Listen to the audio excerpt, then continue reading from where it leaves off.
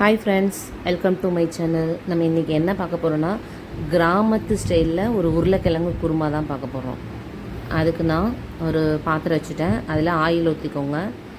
நீங்கள் எந்த ஆயில் வேணால் ஊற்றிக்கோங்க. அதில் கடுகு, கொஞ்சமாக சீரகம், கடலைப்பருப்பு, உளுத்தம்பருப்பு போட்டு நல்லா பொரியட்டும். பொரிஞ்சதுக்கப்புறமா ஒரு 2 பெரிய வெங்காயம், ஒரு 6 பச்சை மிளகா, கொஞ்சமாக கருவேப்பிலை, இதையெல்லாம் போட்டு நல்லா வதக்கிக்கோங்க. இந்த குழம்பு வந்து கிராமத்தில் இட்லிக்கு, சப்பாத்திக்கு, பூரிக்கு, தோசைக்கு அந்த மாதிரி சாப்பிடுவாங்க. இது ரொம்ப டேஸ்ட்டாக இருக்கும். நம்ம சீக்கிரமாகவே செஞ்சிடலாம். இது நல்லா வதக்கிக்கோங்க. உங்களுக்கு வெங்காயம் நல்லா வதங்கினதுக்கப்புறம் இஞ்சி பூண்டு பேஸ்ட்டு போட்டுக்கோங்க. நான் ஒரு 1.5 ஸ்பூன் போட்டுக்கிறேன். போட்டு அதுவும் நல்லா வதங்கட்டும். நல்லா வதங்குற வரைக்கும் கொஞ்சம் அடுப்பை வந்து லோ ஃப்ளேமில் வச்சுக்கோங்க. வதங்கிடுச்சு. இப்போ வந்து நான் ஒரு 5 தக்காளி, மீடியம் சைஸ் தக்காளி வந்து கட் பண்ணி வச்சுருக்கேன். அதையும் இதில் போட்டு நல்லா வதக்கி விட்டுக்கோங்க. இது வந்து நீங்கள் இட்லி ஊற்றி வச்சிங்கன்னா இட்லி வேகிற டைமுக்குள்ளே அந்த குழம்பு ரெடி ஆயிரும். கொஞ்சமாக உப்பு போட்டுக்கோங்க. உப்பு போட்டு நல்லா வதக்கி விட்டு கொஞ்ச நேரம் மூடி வச்சுருங்க.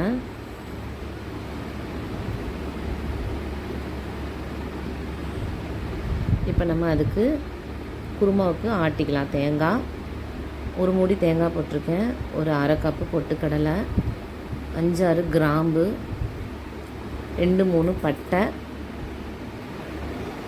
1 ஸ்பூன் சோம்பு, அவ்வளோதான். இதையெல்லாம் போட்டு மிக்ஸி ஜாரில் போட்டு தண்ணி விட்டு நல்லா அரைச்சி எடுத்து வச்சுக்கோங்க.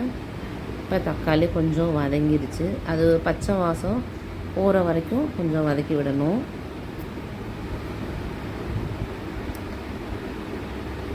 இப்போ இது நம்ம தேங்காய் ஆட்டி வச்சது, தேங்காய் பொட்டுக்கல்ல அதெல்லாம் ஆட்டி வச்சது, அந்த தண்ணி ஊற்றி நீங்கள் இதில் தக்காளியில் ஊற்றிடுங்க. இது வந்து தண்ணி கொஞ்சம் சேர்த்தே ஊற்றிக்கோங்க. ஏன்னா நம்ம பொட்டுக்கடலை போட்டுக்கனால குழம்பு கொஞ்சம் நல்லா திக்காகவே வரும். 1/2 ஸ்பூன் மஞ்சள் பொடி போட்டுக்கோங்க. போட்டு நல்லா வதக்கி விட்டு மூடி வச்சுருங்க. இப்போ கொதி வருது. நான் கொஞ்சமாக ஒரு பீன்ஸ், ஒரு 5-6 பீன்ஸ் இருந்துச்சு, அது போட்டுக்கிறேன். இது நான் வேக வச்சு மசிச்சு வச்சுருக்கிற உருளைக்கிழங்கு, அதை இதில் போட்டுக்கிறேன்.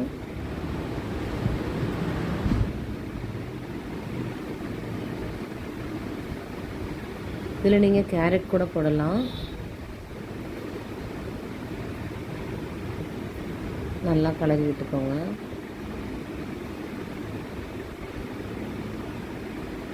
ஒரு 2 அல்லது 3 நிமிஷம் கொதித்து வந்தால் போதும்.